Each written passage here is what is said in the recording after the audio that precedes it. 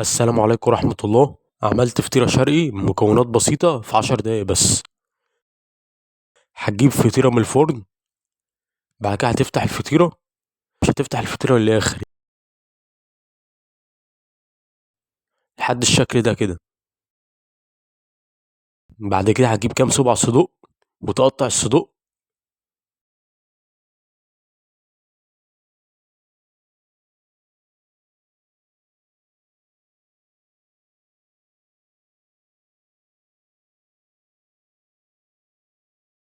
بعد كده هتجيب طاسة وتحط حبة زيت وتنزل بالصدوق.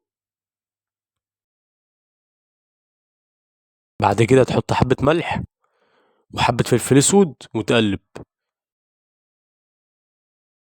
وتسيب الصدوق لمدة 5 دقايق، ويكون الصدوق اتحمر زي ما انتوا شايفين اهو. بعد كده هتجيب طماطماية وتقطعها مكعبات.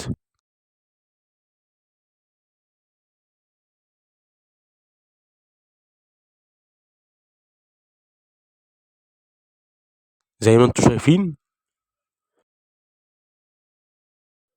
بعد كده هتجيب الفطيرة وهتحط جبنة موتزاريلا.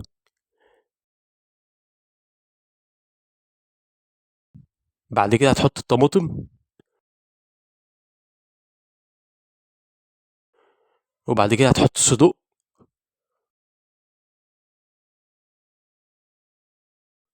وهتحط زيتون. يعني احشوا الفطيرة زي ما انتوا حابين. بعد كده هتجيب طاسة وتحط زيت أو سمنة. بعد كده هتحط الفطيرة وتسيب الفطيرة لمدة 5 دقايق. بعد كده تقلب الفطيرة على الناحية التانية لحد بص لما الجبنة الموتزاريلا تسيح. بعد كده زي ما انتوا شايفين خلاص الفطيرة خلصت. بصوا يا جماعة الجبنة الموتزاريلا سايحة ازاي. يعني الصراحة الفطيرة شكلها جميل.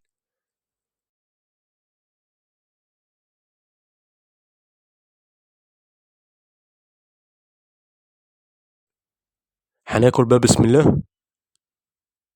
الصراحة الفطيرة طعمها خطير. يعني الصراحة يا جماعة الاختراع ده ينفع لجوع نص الليل أو للفطار. عموما انصحكم تجربوها. ما تنسوش اللايك وتشتركوا في القناة عشان يوصلكوا الجديد. السلام عليكم.